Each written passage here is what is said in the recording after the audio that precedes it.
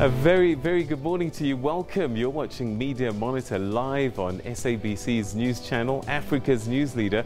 I'm Peter Ndor, and here's what you can expect from us on the program this hour. We begin by paying tribute to veteran photojournalist Sam Nzima, and we're joined by two of his colleagues who share with us what it was like to work with him, and they'll share with us what they remember of the late Bra Sam. The Battle of Cuito Carnaval, we unpack the fiercest conventional battles on African soils, particularly after World War II. Stay tuned also for our Sunday review as we take a sneak peek inside the papers. And lastly, Kenya's government has signed a bill that's criminalizing fake news. And is this, I wonder, a violation of media freedom or freedom of expression? We unpack that as well. But first, let's take a sneak peek at what the Sunday newspaper headlines are running with, and we start with the Sunday Times. The Sunday Times leads with a story about South African Football Association boss Danny Jordaan, who's reported to be facing new criminal charges after a prominent author, who's also the niece of a top politician, opened a case of sexual harassment against him last week. The City Press is reporting that the Hawks officers investigating the case laid by Supra Mahumapelo, who claimed that a hitman was paid R250,000 to kill him, now believe the allegation is fake. The Sunday Independent carries a story about how the family of the late Miriam Makeba and her business manager are expected to square off in court tomorrow over control of the music icon's legacy. The Sunday Tribune is leading with a story about how fresh threats of xenophobic violence are bubbling under in Durban's townships and could have been averted had provincial government officials implemented recommendations of a special task team that investigated the outbreak in 2015. And the Weekend Argus is leading with a story on how top-level investigations into several DA-run municipalities for corruption and maladministration are exacerbating the party's woes in the Western Cape. Crossing our borders, the Swaziland Sunday Observer is leading with a story about a 900,000 Ilangeni tender mess. A contractor who submitted a clearly forged tax clearance certificate was awarded a tender to provide services to the Ezulwini Municipal Council. The tax clearance, which was allegedly sourced from the streets of Manzini, seems to absolve the SNAT building-based company of about 90,000 Elangeni in the different taxes that are owed to the Swaziland Revenue Authority, the SRA. And in West Africa, Nigeria's Daily Trust is leading with a story on how state congresses further divide the All Progressive Congress, the APC party. The deepened cracks in the party exposed as parallel executives emerged in states. Two congresses took place in Kwara State with the Senate President, Dr. Bukola Sakari, leading a faction, and the Minister of Information and Culture, Alhaji Lai Mohammed, heading the other. That's a look at the papers, and we'll have more on that a little bit later on when we take a look at those stories in greater detail. But coming up, we remember the life and times of photojournalist Sam Nzima.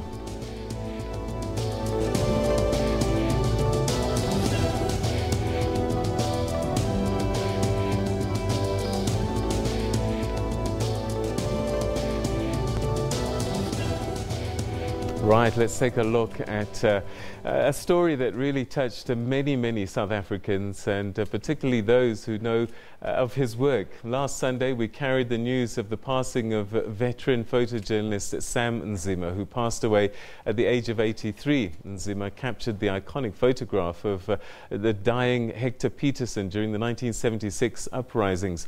The protests began on the 16th of June 1976 over the imposition of Afrikaans as the language of instruction in maths and science. And for this segment, we're pleased to be joined by Dan Tlekettle and Mike Mzileni. Thank you very much indeed, gentlemen, for joining us, and welcome to the program. Thank you for having me. For somebody who was very close to Bra Sam, I just first of all want to pass my condolences to you. And maybe both of you just share your thoughts about Sam as you remember him, and what will you remember the most? Let's start with you. Okay, I happened to be his chief photographer. All right, just before we start that, what I would like to do though is perhaps just start with giving you a bit more background about Bra Sam. Let's take a look at this package. A fitting tribute for a struggle veteran behind the lens. 83-year-old Sam Nzima kept memories of the day alive. He was a waiter before he joined journalism, and he used to work very hard. He would never go home without completing his assignment. Snazzy dresser, humble person, always laughing, nothing bad to say about anybody. The recipient of the National Order of Ikamanga, he also turned photography into activism. We don't have the struggle anymore. No police are fighting us. You know, we have easy access to pictures. But in those days, you had to hide your camera in a loaf of bread, or put it underneath your dust coat, put it underneath your jacket to achieve what you wanted. Nzima has laid the foundation, and now it's for young journalists to take up the baton. Bra Sam, as he was fondly known, will be buried in his home province of Mpumalanga next week Saturday. SABC News, Johannesburg. All right, okay. Well, let's get into that conversation now with two people who have been in this game for a long, long time, and worked with him in one form or another during that period that he was a photojournalist. And I say a very good morning once again to Mike Mzleni and Bradan Tleketle. Let me start with perhaps getting your thoughts. What do you remember most about Bra Sam? Sam was a gentleman, very humble. I mean, he came to the newspapers via being a telephone exchange operator at the hotel. And he was very keen to learn, very patient. I think that's why they made good friends with Sophie Tima, because Sophie was that type of pushy person. And she couldn't work with any other photographer but Sam, because Sam will always be, you know, quiet, unassuming, etc. I remember at one time we made a joke of this, because in his quest to learn, he heard us talk about something in Madagascar. This Madagascar, that Madagascar. Poor Sam did not understand what was happening, so he says to tap Sophie on the shoulder, says, "Sophie, who's Madaga?" And Sophie said, "Sam, what are you talking about?" He said, no, you guys are talking about his car. What about Madaga? So Sophie said, "No, Madagascar, not Madaga." You know, and you know, we laugh about it. But this was a guy, he could laugh at himself. And at one time, as his chief photographer, I remember I sent him to go and take pictures of a golf tournament at the Horton golf course. He comes back and he remonstrates with me, says, "Sbali." He used to call me Sbali because I was married to a what they perceive as a Shangaan woman. He says, "Sbali, why do you let me go and take a picture? Because each time I want to take a picture, the ball goes into the hole." And I says, "What hole?" I mean, hole, you know.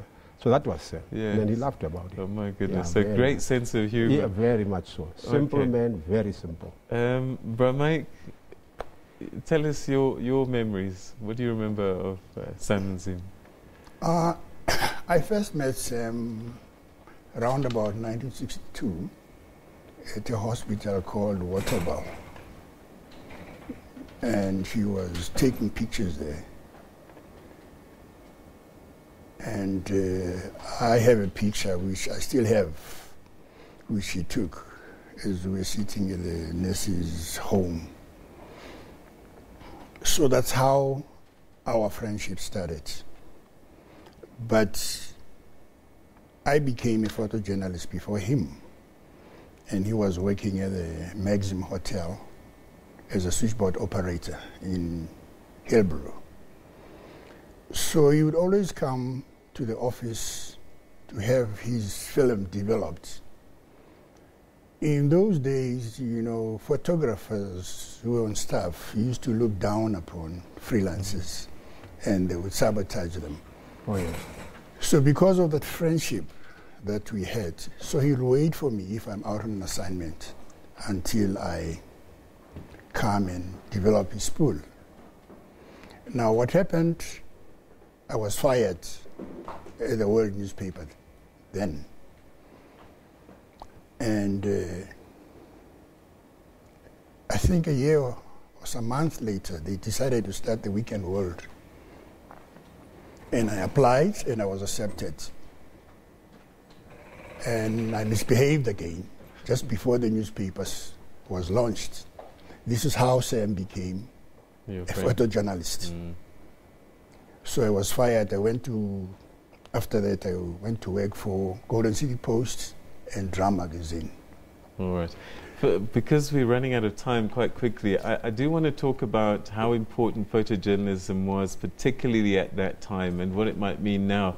And I know that, you know, I pick up this magazine, and I'm in awe that it's so well preserved. 1976 copy of Drum Magazine.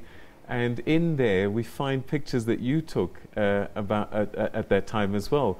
So tell us about the importance of the work of the photojournalists so that we can have a context of what Bro Mike was doing, Sam was doing. We are historians. We don't write history. We record it.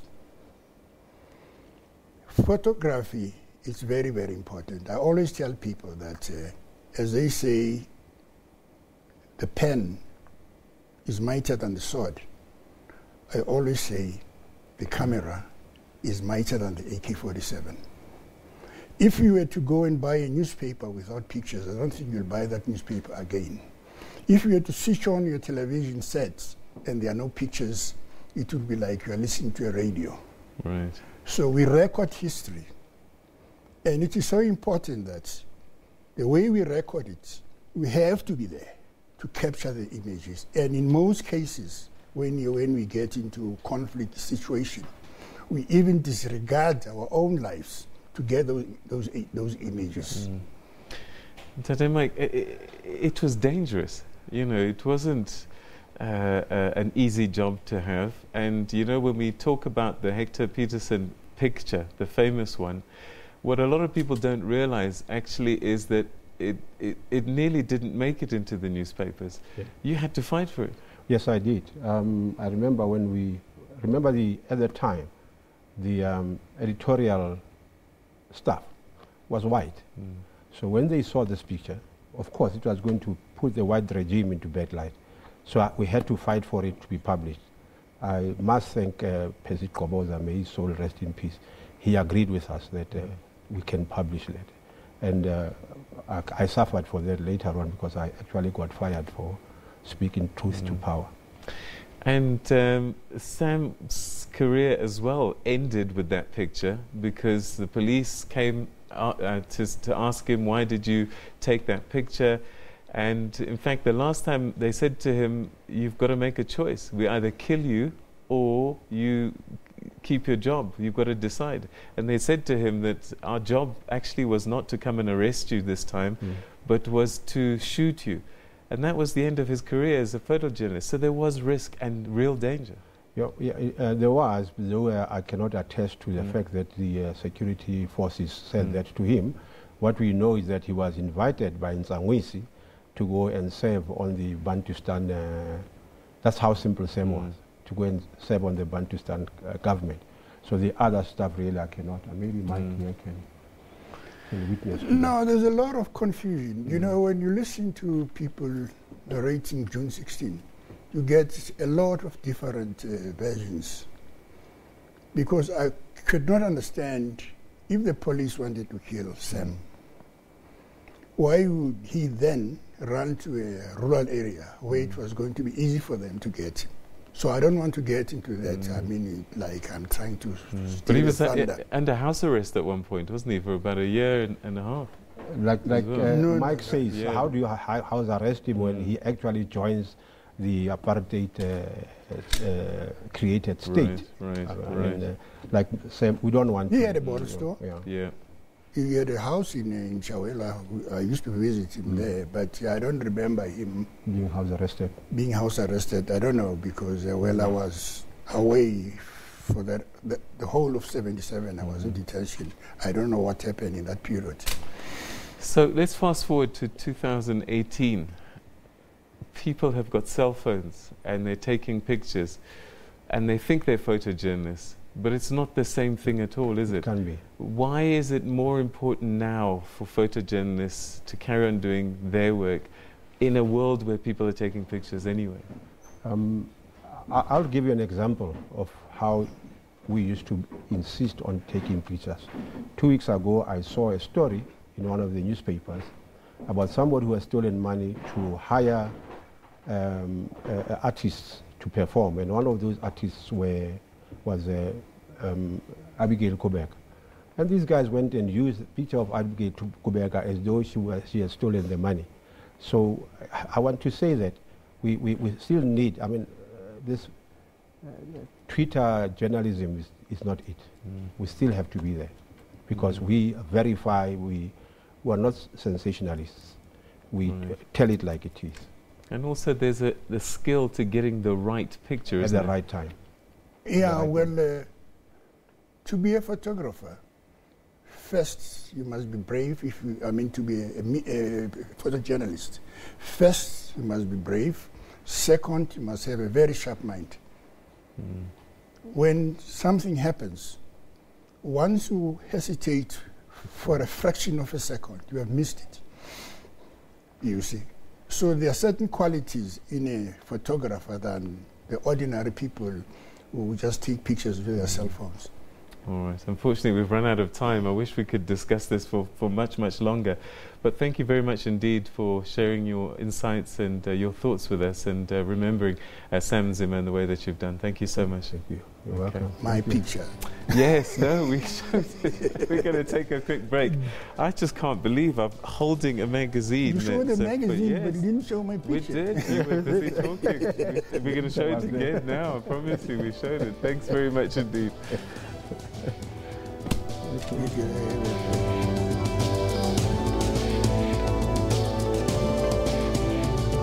SABC is the official broadcaster of the 2018 FIFA World Cup Russia.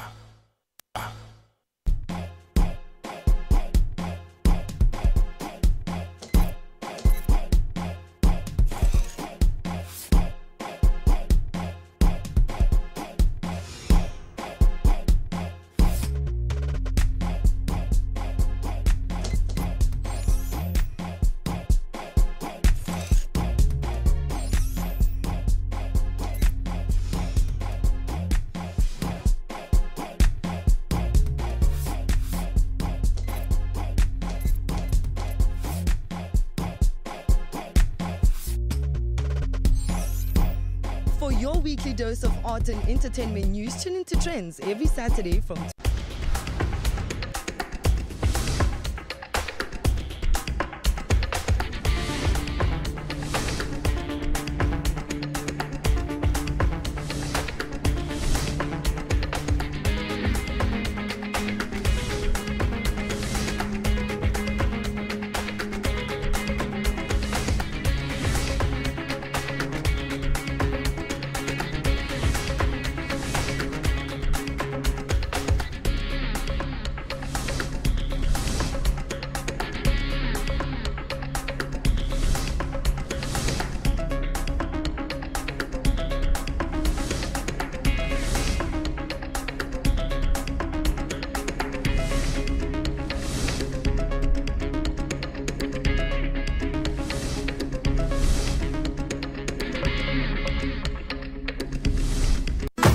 Nations, 44 matches live on SABC 1 and 19 SABC radio stations. SABC is the official broadcaster of the 2018 FIFA World Cup Russia.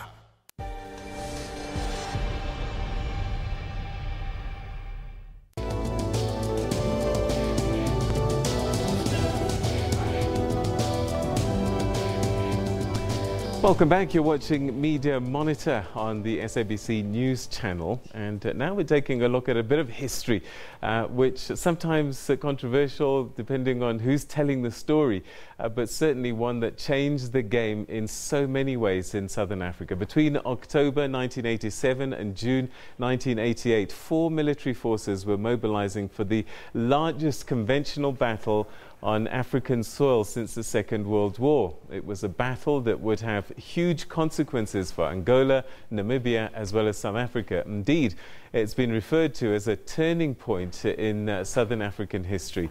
There are still fierce arguments about how important the battle was, who won, and whether the South African army was really defeated. Well, to unpack the story of the Battle of Cuito Carnaval, we're now joined by analyst at Un-African Affairs, Ntate Isaac Homo. Thanks very much for joining us. Welcome to the program. Thank you for having me, mate. So earlier this week, the Cuban embassy, the South African Cuban embassy, Department of Arts and Culture, looked back at this battle, and whichever way we look at it, it was definitely a turning point. But tell us why it was such an important battle and what it did change. Well, it was a culmination of a protracted struggle. And with that one battle, the South Africans basically were defeated. The South African forces actually did raise up the white flag. And then they had talks. And with the talks between the two commanders, the South Africans were requested that they be allowed to withdraw. And they did withdraw. And when they withdrew, the one thing that they did, they even forgot to bury their dead. And they withdrew to Namibia. And from then on, the solution or the politics which was taking place was, the fighting ended, and people actually went to a political solution of the Namibian and the Angolan question. That led to the Buddha talks. So that was actually the defeat of the South African forces. So what do you make of the story that Pick Botha tells? Is that he was, I think they were in Cairo at the time. He went with the head of the Cuban delegation, Risquet, and they said, listen, we can both win here. If you go back and say that you got independence for Namibia, and you got the South Africans out of Angola, I can go back and tell my people that we got the Cubans out of Angola, and that was how the war came to an end. No, not really. Pick Botha was a very important character within South African, with the birth of New South Africa, because basically he had to actually sort of manipulate the right-wingers of the Nationalist Party. And with that, they had to give them a story which they could accept. Now, for the right-wingers of the Nationalist Party, the total defeat of South African Boer force by the K people, it was a very bad thing there. So basically, Pick Botha, what he says, it is just tactics which were used to decimate the information and to actually tell people what was happening. Whereas the real issue was this, that the military option was no longer on the table for the South Africans. That after the Battle of Cuito Carnaval. And not only that, to say the very important thing is that the Cuban forces and the Angolan forces, they had actually taken over the mastery of the air. Before that, the South Africans were very strong on the ground because they actually mastered the air with the Air Force. But then I think they brought in the MiG-23, which outdid anything that the South Africans could do. And that was it. They were surrounded. They were overextended. They were surrounded by the Cuban and Angolan forces and Namibian forces, and they were given a beating. And that was going to be repeated wherever the battles were going to take place. And in many ways, that then led to the Namibian independence, the tripartite talks that took place, and the accords that were signed in New York. Interestingly, the South Africans signed the terms that they had refuted in 1978. So they were now, 3 years later, forced to take up the same terms. In fact, what happened was this, that it was just the implementation of the UN Resolution 435, if I'm mistaken. Yeah, those are terms which they had not actually agreed to. But then the very important thing, it was actually the South Africans being jilted by the USA. It should be understood that the fighting which was taking place in Angola and Namibia, it was actually, it had some overtones of the of the Cold War.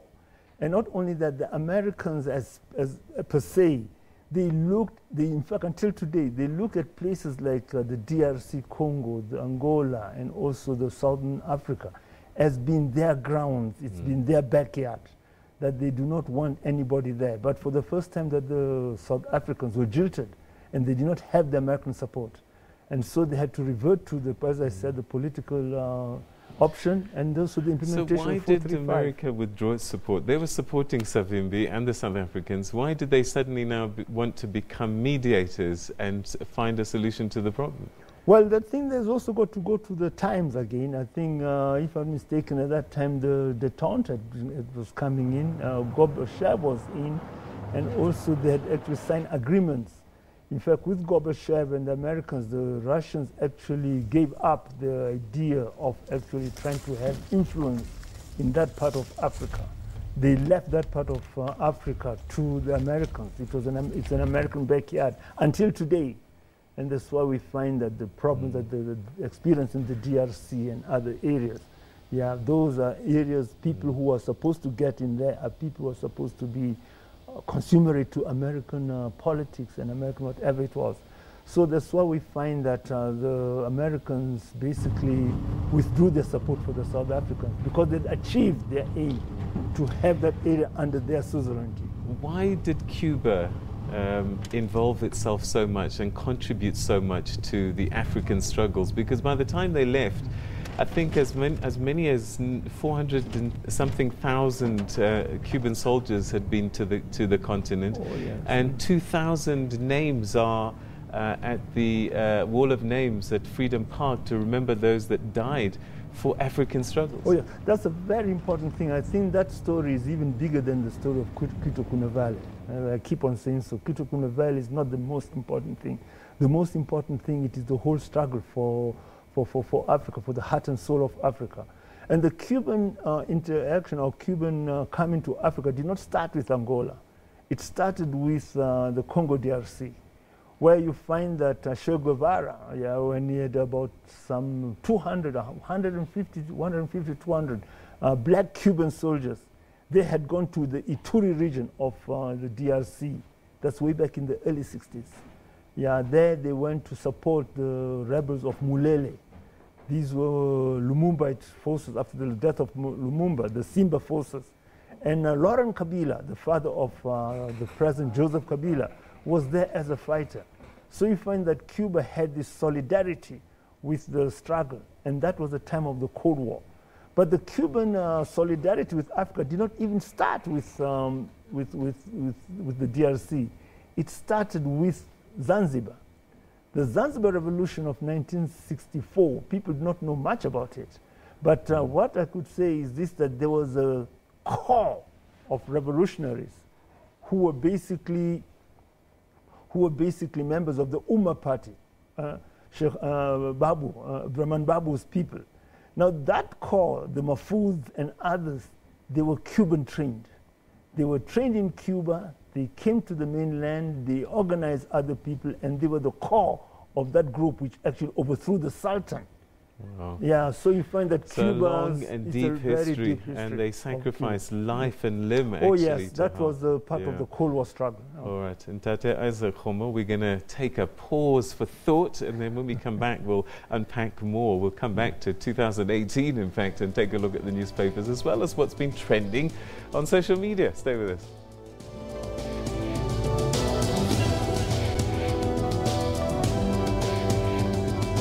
SABC is the official broadcaster of the 2018 FIFA World Cup Russia. Do you have a funeral policy? No matter the sacrifices you've made or the hours you've worked, you can't always say yes. Avbob's Cashback Funeral Plan not only provides funeral insurance for your family, it also helps you to say yes to life's little extras more often. Because for every 5 claim-free years, you'll get your 5th year's premiums based on your monthly premium value paid back in cash. SMS Cash 1 to 41790 at no cost, and we'll call you. Avbob, we're here for you. If you want an FBOB representative to contact you, SMS #1 and your name to 41. Shervin Bricebys, SABC News, New York. Paul Barber, SABC News, London. Ntebo Mokobo, SABC Ufa go tswa mo Russia. Neha Punya, SABC News, Saharanpur in Uttar Pradesh in India. Other than that, I've enjoyed every single moment of it.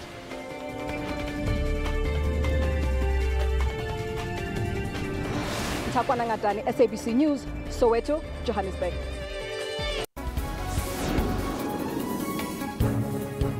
This is your midday report. Good afternoon. I will be faithful. I assume as President of the Republic of Kenya. Let's take a look at how African markets and currencies are performing now. The central bankers say the success of Bitcoin and other cryptocurrencies is just a bubble. Breaking stories, detailed economy and sport. Tune into Midday Report every Monday to Friday from 12 p.m.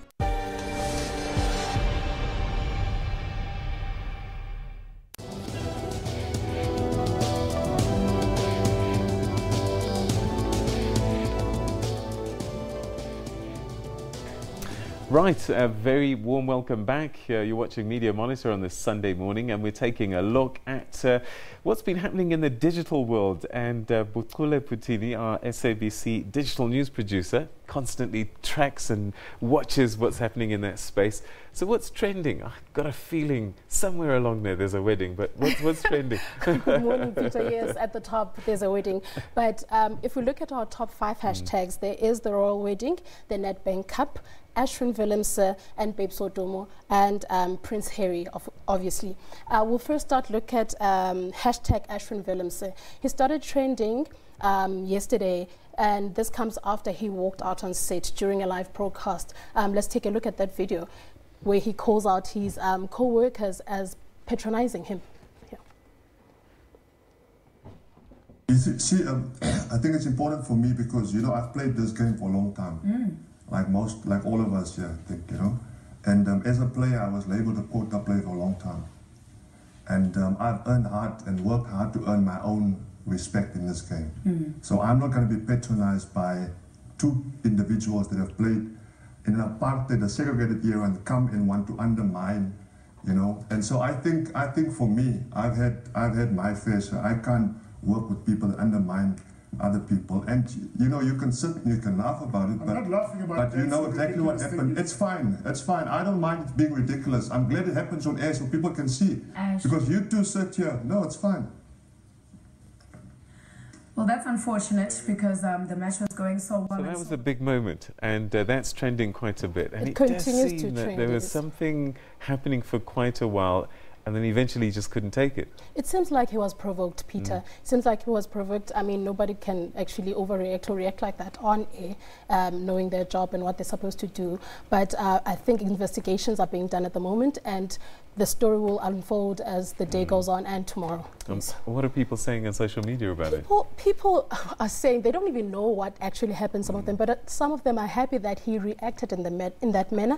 Some of them are happy that he was calm in his response and actually walked up instead of being angry and just storming out. Yeah. All right, okay. What else is trending? Firstly, the royal wedding. Of course, yes. Harry and Meghan, fairy tale wedding. It was a beautiful wedding. We saw Harry and Meghan, and we highlighted a couple of things that were beautiful at the wedding. Her 5-meter veil, the beautiful dress. It was simple and elegant. And then we saw the beautiful black-dominated choir within the wedding that sang "Lean on Me." And the kiss, the kiss. The kiss, that as well. And the black pastor, who was the first black pastor to preach at the church and at a royal wedding. Yeah. So this wedding actually broke many barriers and traditions of the royal wedding, especially in the British culture. The people as well who attended and the people who stood outside of the chapel, the people who were watching touching. The Beckhams. It was more of a celebrity wedding. Yeah. Serena Williams. We saw Oprah. We saw Idris Elba. And obviously people liked how regal and simple Meghan's mom looked. She even had a nose ring. And as you can see, thousands of people were there and excited about this wedding. And it was great weather. I mean, you know, yes, England is notorious for poor weather, but the sun came out, it was shining, and it was pitched as a fairy tale wedding, and she looked very happy. Wedding, if you look at it, yeah. It got a lot of people excited because there was a lot of familiar faces that we saw there. Okay. But back home, what else was happening? We've got a couple of tweets that we can look into. What did they say? Let's have a look. The first one is from Coco, who says, "I'm pretty sure this was the first wedding to have the electric slide and the cha-cha slide played at the reception." And the next, because we don't know much of what happened at the reception, isn't it? Because once they left the church, it was sort of media blackout. And the next tweet says, "The world had the first black president with Barack Obama in the USA, and now a black American princess with Meghan Markle marrying Prince Harry. #royal wedding. This wedding changed the world and makes up for the last 2 years." I don't know what that means, but yeah. It's interesting. Yes. It's an interesting take. And then at home, football. We'll start with Babes Sodu. Okay, Babes. We'll start with Babes Sodu. That was a sad one, where she was...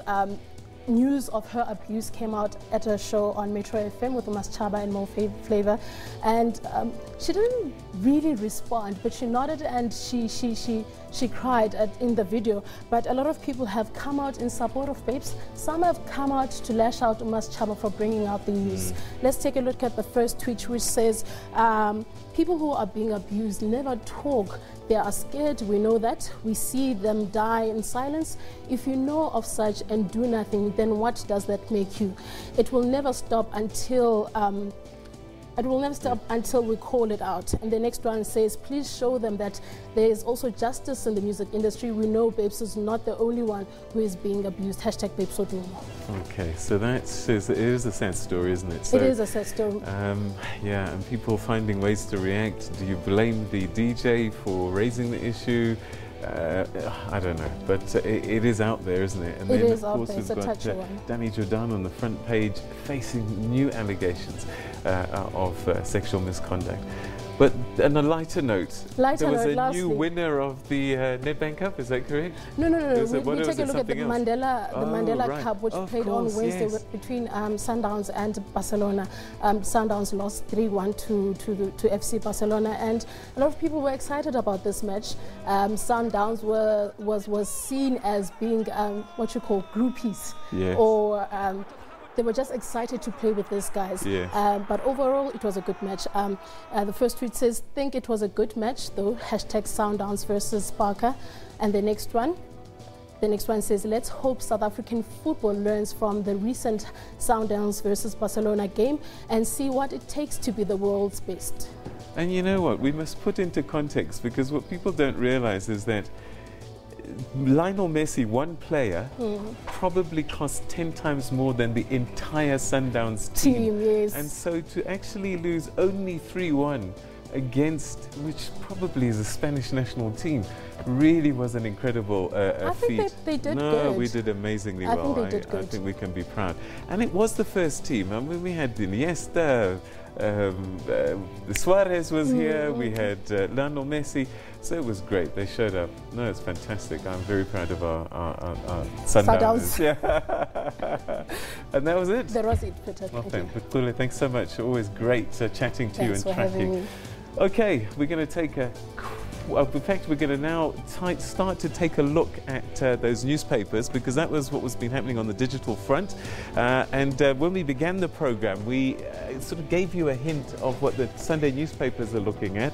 And I'm now joined once again by Ntate Isaac Homo to take us through some of the stories that stood out for you on the front pages of the Sunday Times. Which one grabbed your attention straight away? Well, the one that grabbed my attention, basically, which I'd like to talk about, is actually the wedding, the royal wedding. Yes. Funny enough, no, not any other thing. They've got the sex case against Danny Jordan, but I think that basically they're fishing for a reason to nail him. All right, so why is this an important story? Yeah, to me it's an important story because of the symbolism that are involved in the whole wedding. people should actually understand the British history. What we find here, we find that Prince Harry is actually marrying a black American. Yes.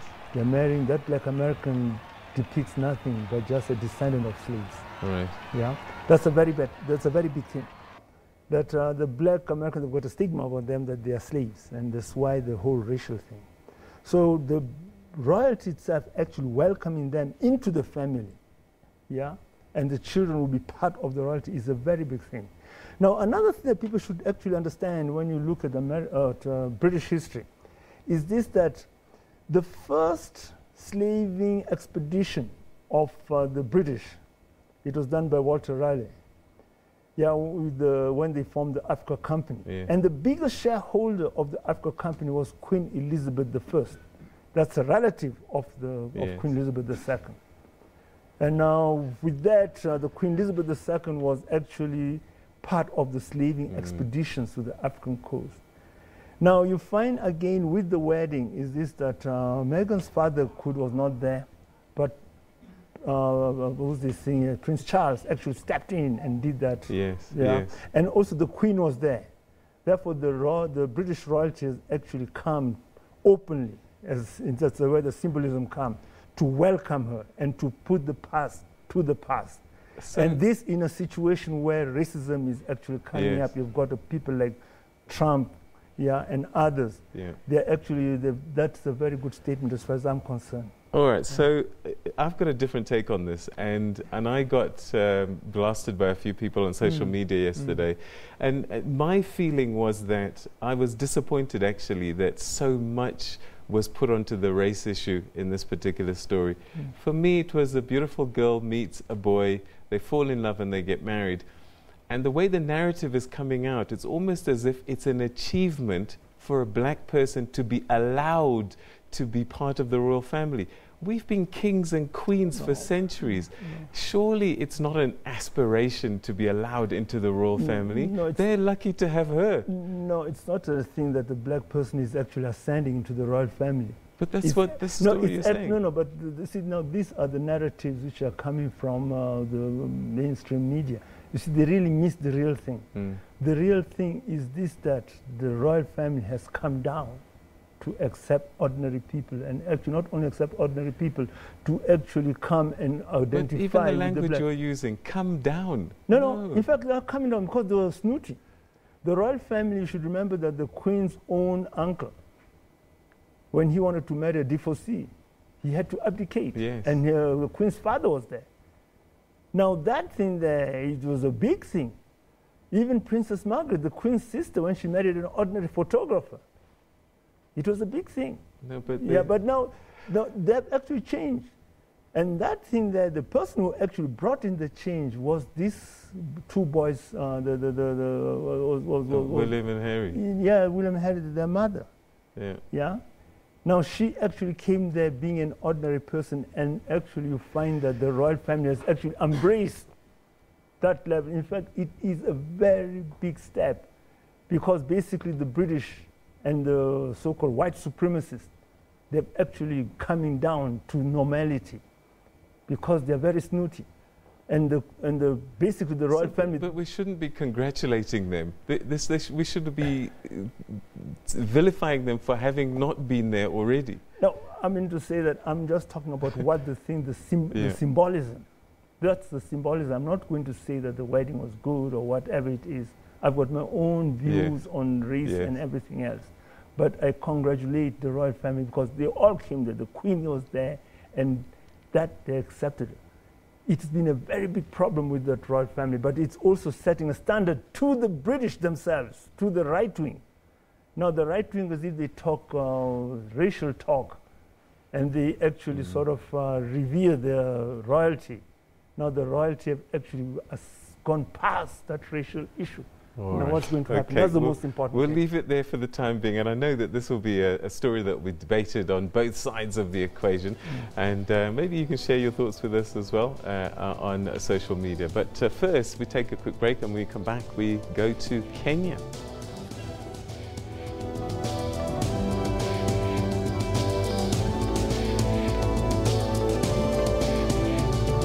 SABC is the official broadcaster of the 2018 FIFA World Cup Russia. News at 9. We go beyond the headlines of the day and breaking news to bring you all the angles and in-depth analysis of stories that impact your life. We are on the ball with all economic stories. Our bureaus around the globe are ready to connect you to events as and when they happen. So join us every day at 9 to zoom in on the day's big stories.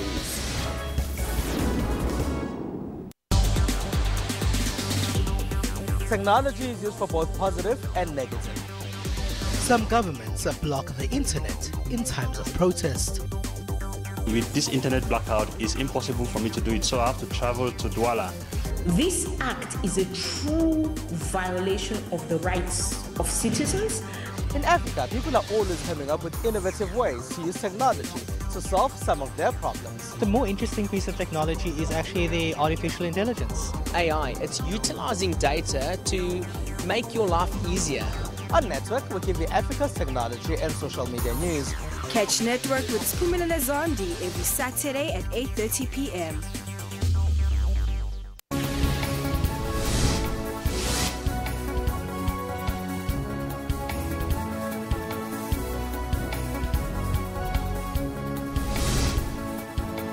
Let's cross over live to Griselda Lewis, who is standing by at the arbitration hearing. But I didn't think about it at the time that people could be dying.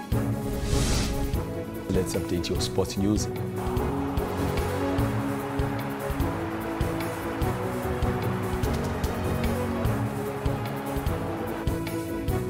Get all the dominating stories locally and globally on Newsroom every Monday to Friday from 9 a.m.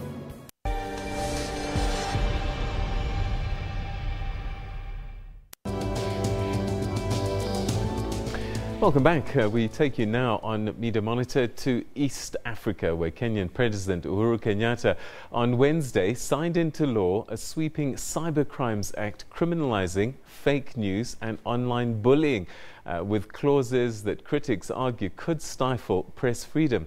Now, the bill imposes stiff fines and jail terms for hacking, computer fraud, forgery of data, cyber espionage, publishing child pornography, or sending pornographic content via any electronic means.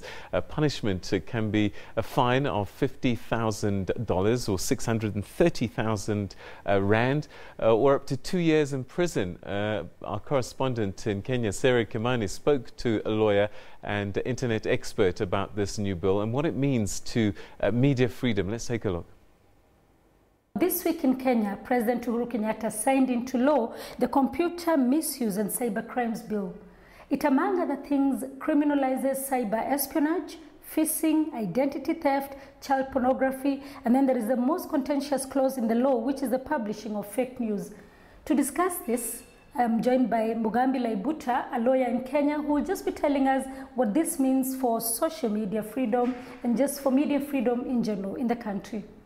Thank you very much for joining us, Mr. Laibuta. Now, just begin by telling us, why are you saying that this law is repressive? There are several issues that this will clamp: freedom of expression, freedom of the media, and access to information. Freedom of the media and the expression are quite tied up, but access to information, it will be harder for people to provide confidential documents from either public or private sector, because you have even private sector corporations that engage in serious human rights and legal violations. We've looked at the discussions on social media in the country, and a lot of people saying that this is targeted at bloggers and also at mainstream media, especially because of the clause on fake news, which says that if somebody publishes fake news or what is deemed to be fake news, then they will pay a fine of up to $50,000 or spend 2 years in jail, or both. So how do we determine what is fake news, and why for you is this contentious? The law, that act, does not provide a definition of fake news. What really is, what is fake, what is not. The best analogy is if you draw a 9 or a 6 on the floor, depending on which part of the room you are, you look at that as a 6 or 9. So the question is, are both people wrong, are both right? The thing is, both are right, both are wrong, depending on the circumstances. And freedom of expression, really, within our constitution, it's the backbone of what we do, freedom of the press. If, for example, as a journalist acquires information and publishes it or broadcasts it, if somebody claims that that's fake news, that they are misleading the public, then one could be actually be charged. So it's clamping down and producing a chilling effect, because on freedom of expression issues, we have Article 33. Unless something has to do with hate speech, incitement to violence and defamation, there really should be no custodial sentences, for example. This law is not in isolation. Tanzania has an almost similar law, and Uganda has one that it will be slapping a tax on bloggers. So tell us, who is afraid of social media in the East African region? So society, I mean, basically, one, as you look, the biggest clampdown is on political speech. Because you see, political speech really targets the ruling class, whether commercial political ruling class. In Tanzania, actually, the bit on misinformation, there is a member of parliament, I think, who was charged when he provided alternative data from what the government had provided. But he said, the data that I have is what is correct. But the state said, no, you're misleading the public by having inaccurate data. And that's the same provision that is in our act. Countries like Malaysia, for example, there's somebody who was in prison for 1 month because of fake news. And that fake news is just because he said some emergency services delayed by certain minutes to reach an emergency point. And that was declared as something as simple as that. He was given, a fine was imposed on him, but he couldn't pay and had to be imprisoned. So it is something that is within the whole world. There is this, even when you look at the US president is always talking about fake news, fake news. The EU now is having a very heated debate because the EU has come up with a committee to look into fake news. But you see, constitutional lawyers arguing it, when you look at this, you need to really define what is fake and what is not. Is an academic exposition, for example, if I write an academic article and other academics do not agree with me, does that mean that is fake news or I'm misleading the public? So it's quite problematic, but the aim really is to limit as much as possible political speech.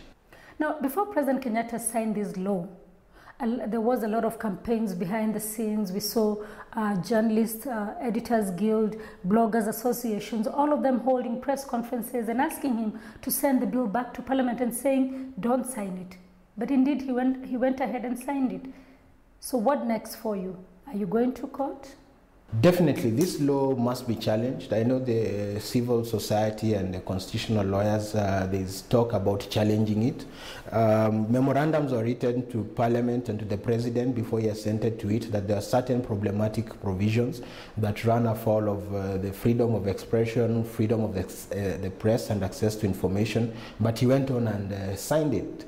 So this going against our constitutional principle, definitely it really must be challenged.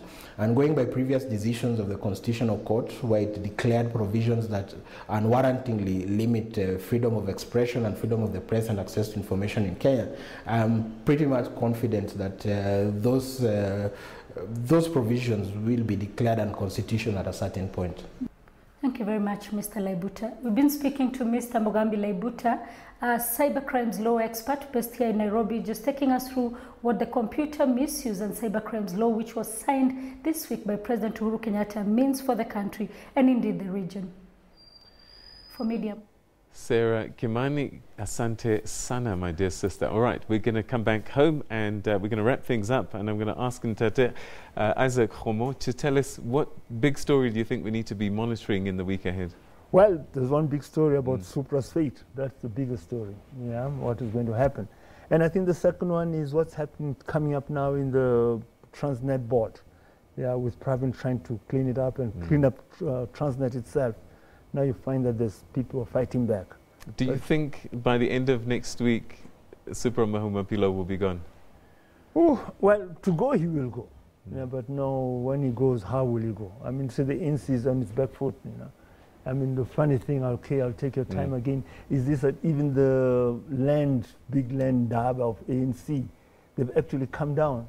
They're actually occupying the space of the PAC, where they say that these people are just a load of rubbish. But now they've gone there because that is where the public sentiment is. All right. So basically, As a that's what I it's wish all I about. could talk to you for much, much longer. So many issues to discuss. But tune into your television sets, listen to your radios, and read your newspapers, and you'll catch up with all that's going on in and across the country and the continent. From me and the Media Monitor team, have a good Sunday, everybody. Bye-bye.